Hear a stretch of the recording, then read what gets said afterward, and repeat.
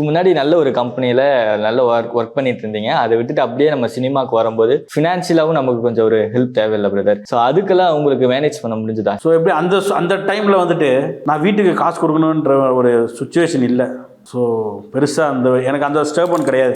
சரி, அண்ணனுக்கெல்லாம் அப்புறம் கல்யாணம் ஆகிட்ட போய் தான் நமக்கு அந்த ஒரு ஸ்டேபன் வரும். ஸோ அப்போ அந்த டைமில் பெருசாக நம்மளுக்கு அந்த ஸ்டேபன்ஸ் பெருசாக தெரியல. பட் ப்ரோ காசு வரும், சினிமா துறையில் இருந்தாலும் கஷ்டப்படுறோம் அப்படிலாம் கிடையாது ப்ரோ. நம்ம உழைக்கிற உழைப்புக்கான ஊதியம் கண்டிப்பாக எங்கே போனாலுமே கிடைக்கும். அதை நம்ம சேவிங்ஸ் பண்ணுறதும் நம்ம அதை பாதுகாக்க தான் நம்ம கையில் இருக்குது. நீ 10 ரூபா சம்பாதினா 10 ரூபாக்குள்ள என்ன செலவு பண்ணணும் அதுதான் பண்ணணும். நீ 20 ரூபாய்க்கு செலவு பண்ணிட்டு 10 ரூபா நான் சம்பாதிச்சேன் 10 ரூபா கடன் வேணா அது ஊன் தப்பு. நீ ஏன் செலவு பண்ணுற? உனக்கு 10 ரூபா இருக்குன்னா நீ தயிர் சாதம் சாப்பிடு.